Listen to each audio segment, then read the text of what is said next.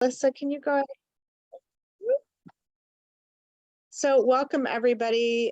My name is Shane Schramling. I work with Kitsap Community Foundation. I'm been with the foundation for almost 10 years now, and I'm Funds and Grants Officer, and want to introduce my coworker, Melissa Luatuit, who is going to help. Melissa, here, you can go ahead and introduce yourself. It's easier that way. No problem. No, I'm Melissa Luatu. I work here at the foundation. I'm a development associate, so I'll be helping with the grants. And I've been here for, it's been a year, whatever the date is today. Yes, so I'm excited to take on this role. Yeah, so she will be helping this year as well. And so what we're going to do today is do a general overview to our community and competitive grants process. And I'll try not to say too many times. I'm now aware of that. So last year, Kitsap Community Foundation has been in existence almost 30 years. And every year we offer it's called our competitive grant cycle. So we open it up to all nonprofits in the community. And last year we received around 80 applications asking for over $375,000. So obviously that's a lot of applications. We were able to fund, I believe, 15 to 16 in the amount of 55,000. So just to kind of set expectations, we wish we had a lot more money, but we do not. So it is, in fact, a competitive process. So I will not read through all of the eligibility but I will say we have 3 different grant programs. One is our community grants. That's our most general. It's a $5,000 maximum award. It's available for program or operating funds. We do not provide capital funding. There is no we don't prioritize any one category over the others. So we fund in arts and culture, children and youth development, health and human services, education, and environment and animal welfare. And this year we've made a little change to our grant application process. In previous years, we would just, we try to provide character counts and say how many points that each application section receives, but this year we wanted to be a better grant maker, actually. So we're providing a little more detailed about when we ask a question, where we've got some bulleted points in there that we're hoping that nonprofits can address. We're hoping that makes it more clear for the nonprofits what we're looking for in grant applications. So I'm going to share my screen. Although it may be Melissa, it's got to, oh, there, here we go. Okay. Oh, and then the other thing I will say is we're going to have time at the end for people who have questions, but if you have questions, as we're going, you feel free to chat them in and Melissa will know if we're going to address them at the end. All right. So the first thing I'm going to do is bring up our website. Oh, and that is a reminder. If you are at home and have dogs, if you don't mind muting, that would be fantastic. Then that way it won't make my dogs bark. So here's our Kitsap Foundation webpage. So we highly encourage you to take a peek at that. If you want to make sure that you're receiving information from the foundation, we have a nonprofit mailing list down here at the bottom. You're welcome to put your first, last name, organization, and email, and that will get you on our list of nonprofits. That's how we do our primary communicating with the different nonprofits. So if you come to our website and you go to nonprofits, you can go to apply for a grant. And this is the best page to get used to. It has all of our calendar dates, talks a little bit about our grant selection criteria, that we are working with organizations that benefit Kitsap and North Mason County. So if you're an organization that's based in Mason County, but really you're only serving like the Shelton area, you're probably better served by different community foundation. Let's see, what else can I show you on here. This talks a little bit again about the different categories, but again, we don't prioritize one over the other. I'll talk briefly about our other two programs, but the majority of our applications come in through the community grant, so that's what's most relevant. Got a little section on how to apply. We use Common Grant application to manage all of our applications, and Melissa will go over that shortly. And then we have our general restrictions here. So again, I'm not going to read through those, but please save yourself some time and make sure you read through those. And if you have a question about them, you can email us at grants@kitsapfoundation.org. And I will bring your attention that we have some other eligibility restrictions, that if you're a national or a statewide organization that can't demonstrate a significant local preference, it's probably best not to apply. If you are a startup organization, please reach out to us so that we can, we call it pre-screening. And then also organizations with an endowment fund over 4 million are not eligible to apply. The foundation believes strongly in supporting organizations. And if you have a really large endowment, it's likely you do not need the funding. So again, the calendar there again. And I want to, we have some little links down here, down at the bottom. So if you're a first-time user or a returning user, it will help you. So please make sure you're kind of oriented to that. Let me show you one other spot here too, which is if you go to grant reporting, which is now I'm noticing is out of date on the website, so we'll get that updated. But there's some great terms here on grant evaluation. So this is really a helpful resource talking about, outcomes and quantitative versus qualitative methods. So I highly encourage organizations that are newer to the nonprofit world or they're newer to grant writing, please take a peek at those. And we're always trying to share resources if possible. So with that, I am going to turn it over to Melissa. I'm going to stop my screen share. I'm going to turn it over to Melissa, and she'll go through a technical evaluation of how Common Grant application works. Thank you, Shane.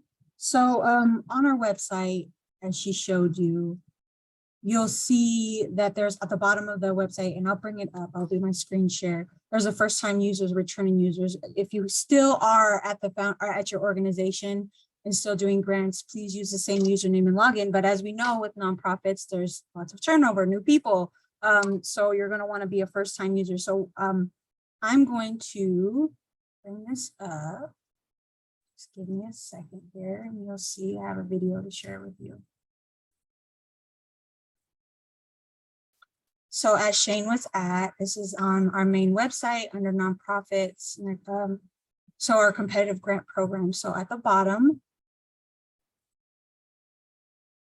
this is where first-time users, returning users, but we have a demonstration video that really goes into detail with Common Grant application. That's really helpful, especially for those that might have some issues with logging in, or just for the new person coming in trying to just get a little bit more feedback.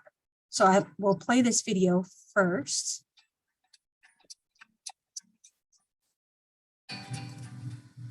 Welcome to the Kitsap Community Foundation's Community Grants Applicant Tutorial. My name is Lori Mitchell, and I'm with a Common Grant application. And this is going to be a brief video showing applicants how to use our site to apply for a grant. Currently, you're looking at the dashboard. This is the page you land on after you log into your account. In order to log in for the first time, you'll need to register. You can register by going to www.commongranapplication.com and clicking on the green applicant icon. When you're logging in, you're asked if you'd like to go directly to the application or to the dashboard. If you chose the dashboard and you're ready to start your application, just click on Start Draft Application. Multiple grant makers use the Common Grant application site to receive and manage grants. So find the Kitsap Community Foundation and click on Select Program next to their name. This page lists all the programs or applications that Kitsap Community Foundation is offering. If the application is open, there'll be a Start Draft Application link next to the program name. So this is the Community Grants application, so I'm going to click on Start Draft App. I'm now in the draft application. You can see on the left-hand side there are tabs. These are the different pages you need to go through in order to submit your application. Currently, we are on the instructions page, so you want to make sure you scroll down and read all the instructions.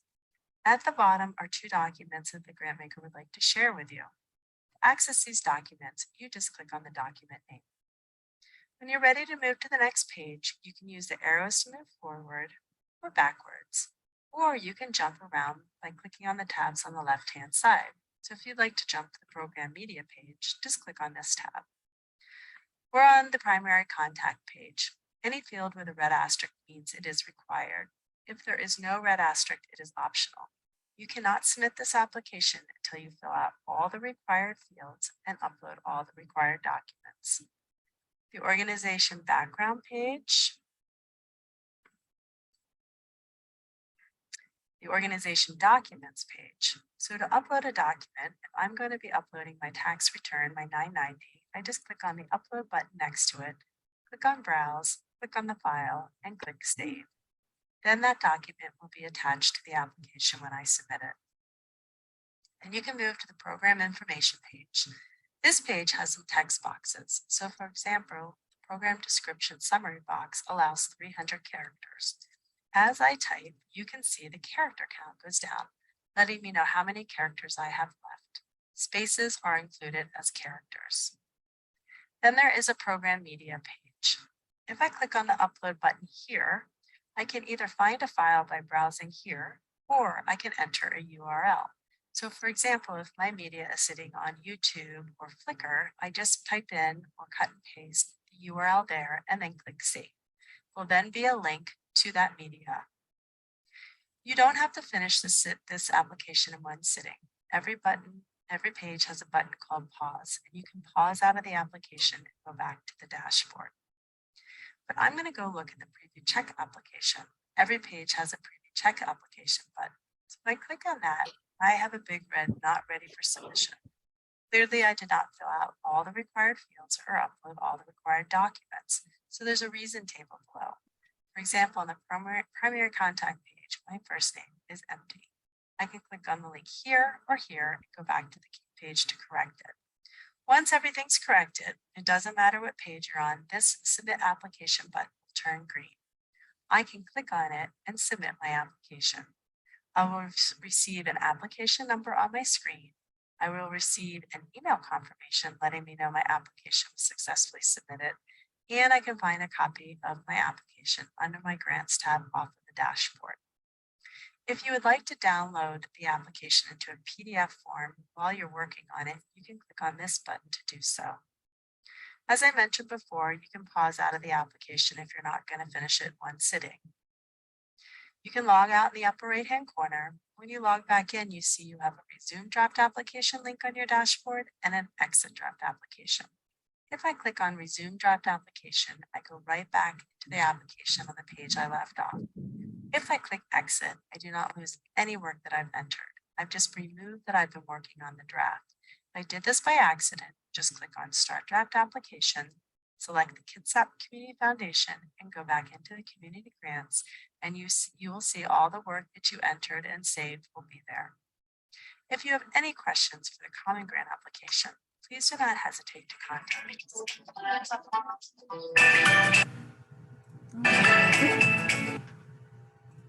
So I will get out of that and let me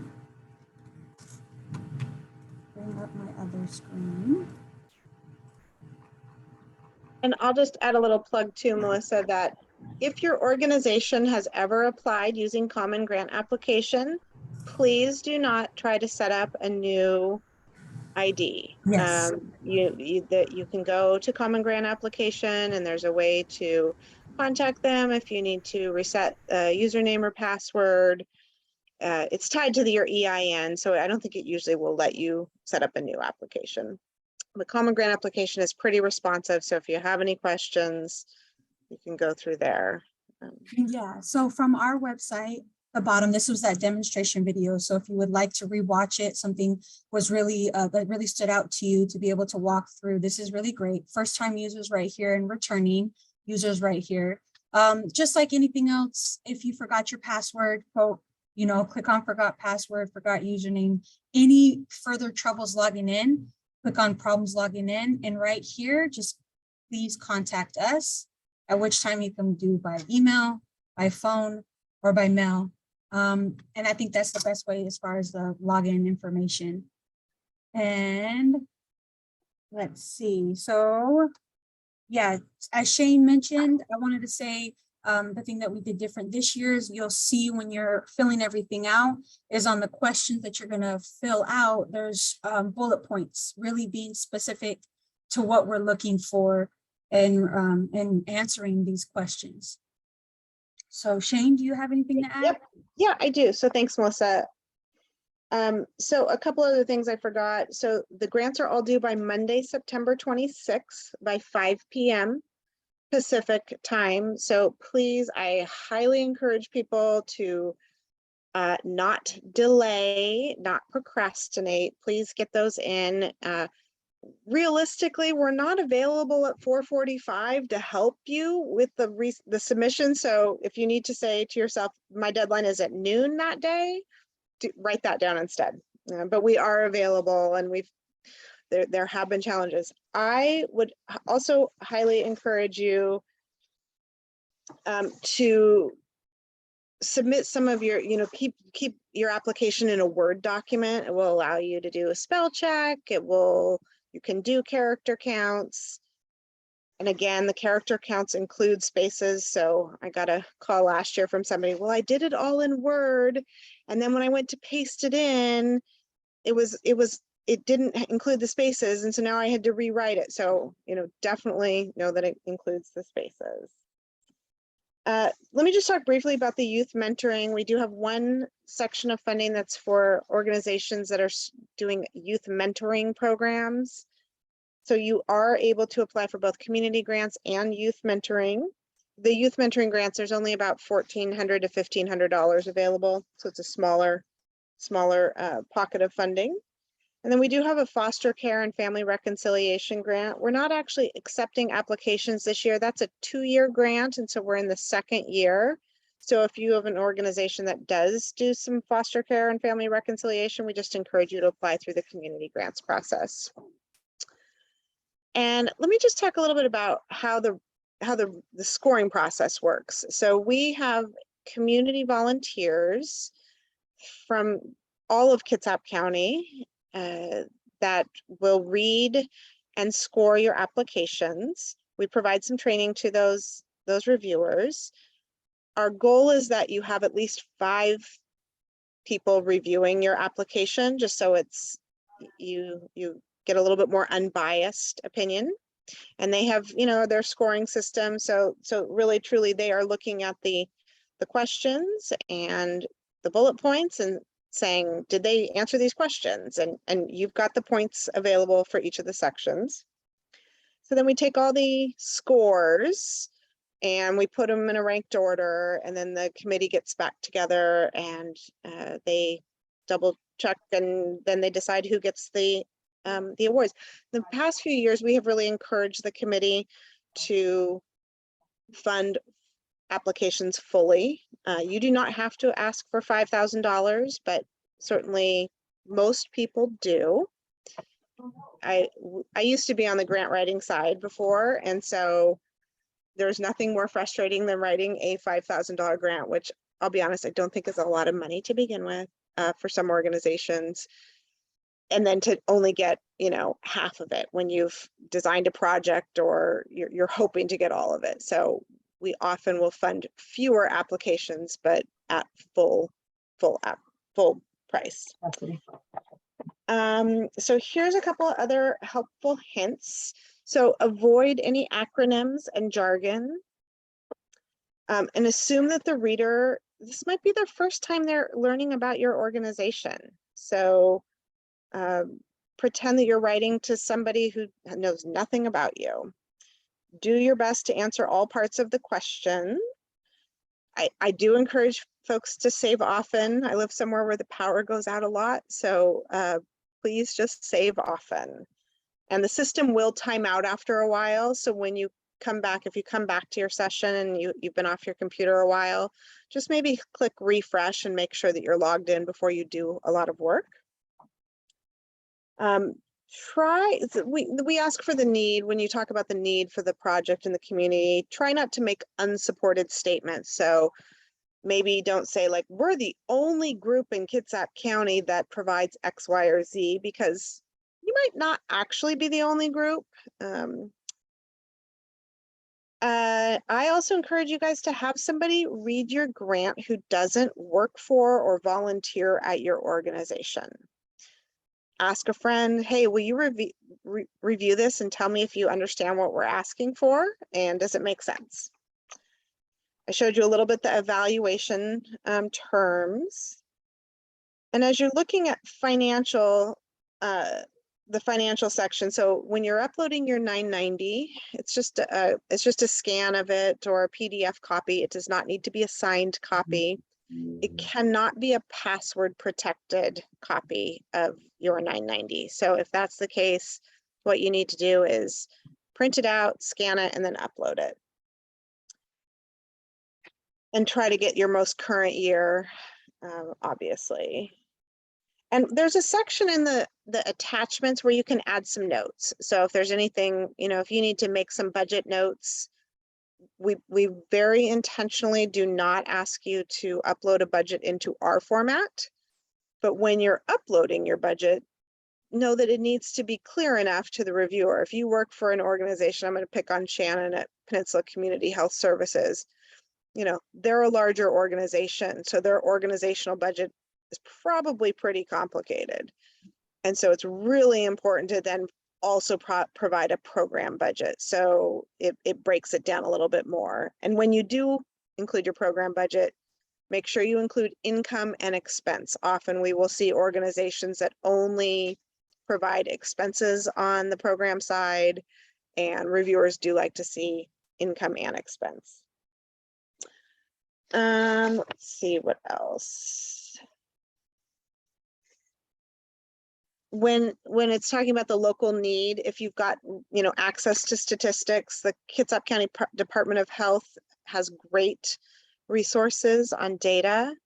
So please try to include that. And I was going to say too, on common grant application, actually, let me see if I can pull it up even. Let me share my screen again. So I'm going to start a draft application. You can type it up here. Just click select program, start the draft app. Organizational documents. You will see there's these question marks. So if you just hover over the question marks, it will give you a little more information. A balance sheet, just to make sure everybody knows it's not a profit and loss or an income statement. It's really a snapshot in time. You can do your most recent quarter, or year end. Board members, we're asking you just to upload a list of your board members and their affiliations. So it might be, so-and-so is a, community volunteer, or the other board member is a, I'm going to say banker. So just a little bit of information. And I will tell you that I've seen reviewers, it is challenging when reviewers see organizations where all their board members are from outside the area. So just highly encourage, the not as local organizations, to know that sometimes we do prioritize the more local organizations. Program budget. If you're a really small organization and you're just requesting operating funds, it's totally fine to ignore the program budget. But if you're, I would say, any organization over revenue of $100,000 a year, you know, probably to break down a little bit more what you're applying for the funding for is helpful. If the reviewers see that the organization has a huge surplus, they might be thinking, well, why do they need this grant? So the more that you can tell your story of what impact this grant, community grant might have for your organization will help the reviewers. And religious organization certification is really truly for organizations that, well, if you'll know if you're in there, I guess is what I'll say. But we don't ask for you to upload your IRS tax determination. The common grant application will automatically find that. So yeah, so I do see Yeah, the couple questions. couple questions. So, Yeah. so for the local statistical evidence, do you need to add references? Yeah, I might just like as small as possible, like, you know, Department of Health 2022, you know, maybe you can add, I don't know if folks know how to do a tiny URL, but if it's a really long website, you can shorten it. Definitely not an APA reference page at the end of a 50-page paper. Just, you know, where you got it from. Just as best reference is where you got it from. Hopefully that answers your question, Madison, and you, Eliza, as well. And so notifications, we're trying to honor nonprofits' time. We know it's a lot of time and energy to apply for these grants. We probably will have a little survey this year to kind of see, you know, how much time is it taking you to write these applications? We're hoping that we can do some things to streamline that on our end in future years, so it's not quite as hard. We promise to have notifications out by January 5th. It does take the reviewers some time to review the applications, but we say January 15th, but we're actually really hopeful we can get it out in December. So we will do our very best.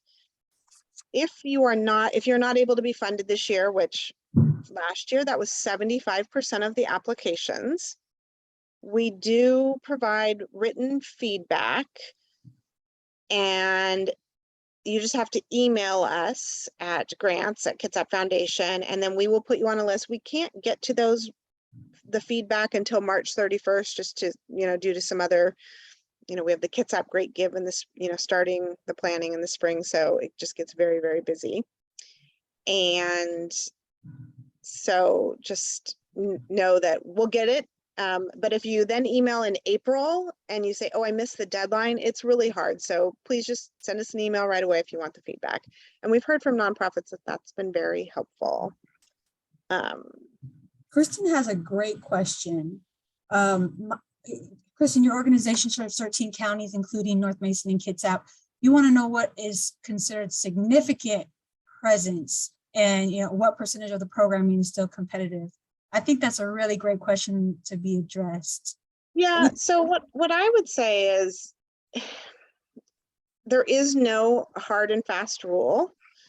We have some organizations that serve 6 individuals in Kitsap or North Mason, and others that serve 600.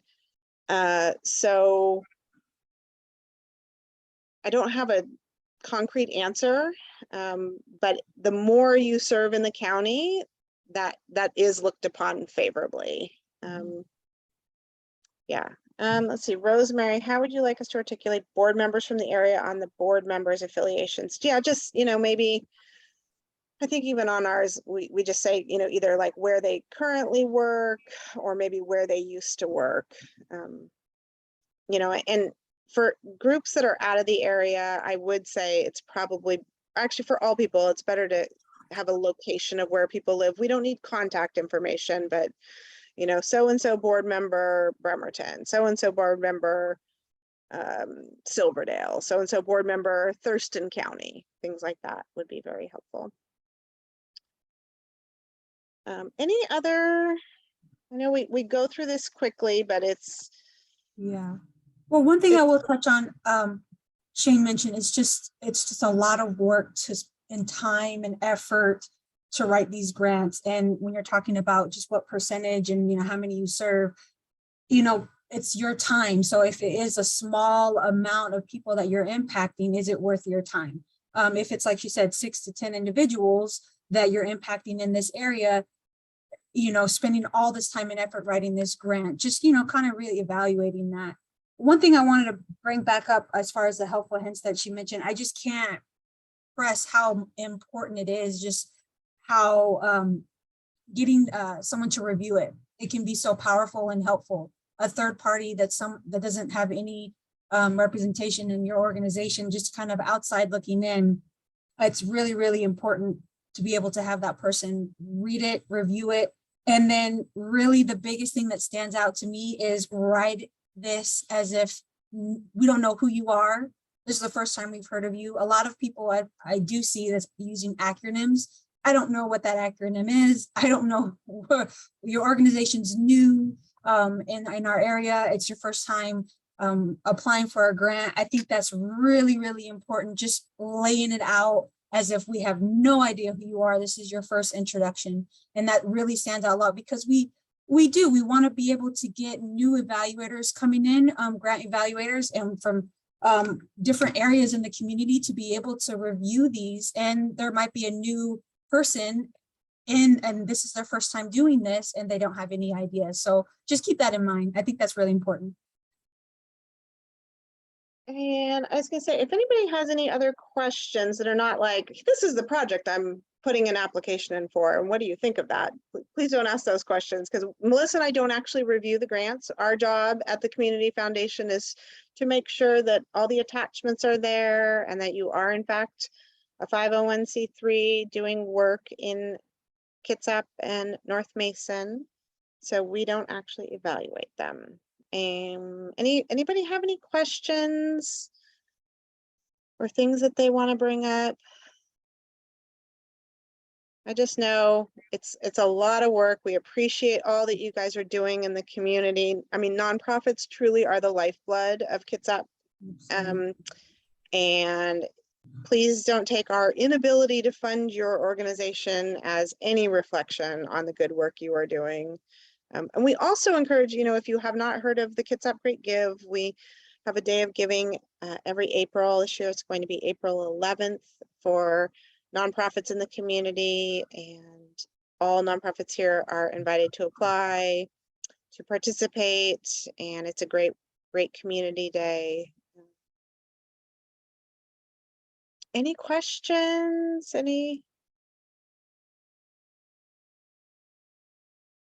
Guys are easy and quiet. I will tell you that when my daughter was in 8th grade and Zoom was just kind of getting started, one of her teachers for Halloween dressed up as a black box, because that's what all of her students showed up as a black box. And so, it's nice to see people's names and faces, and I'm sure everybody's completely sick of Zoom. And the other thing too, I will tell you, if you're a really new organization, you're like, I really don't know what a balance sheet is, or I don't know what a budget is, or I'm really confused, you can call us and we'll have a 15-minute conversation with you and do our best to try and help, because we want to help your organization so you can write other grants, and that's our hope. Yeah, I'd definitely be happy to hear from you if you do have a question. If there's something that's confusing, definitely would like to, because there are organizations that they don't have the time, they don't have the resources, they don't have the experience of writing grants. So a budget, what does that look like? Income and expenses, where exactly do I get all of these things to be able to compile it and put it in? This is the first time for them. So it can be really intimidating and confusing. So please reach out. Yeah. Any other questions from? I call you my nonprofit superheroes. Well, with that, Melissa, I think you can go ahead and stop the recording. We'll hang tight for a few more minutes if anybody's got any questions.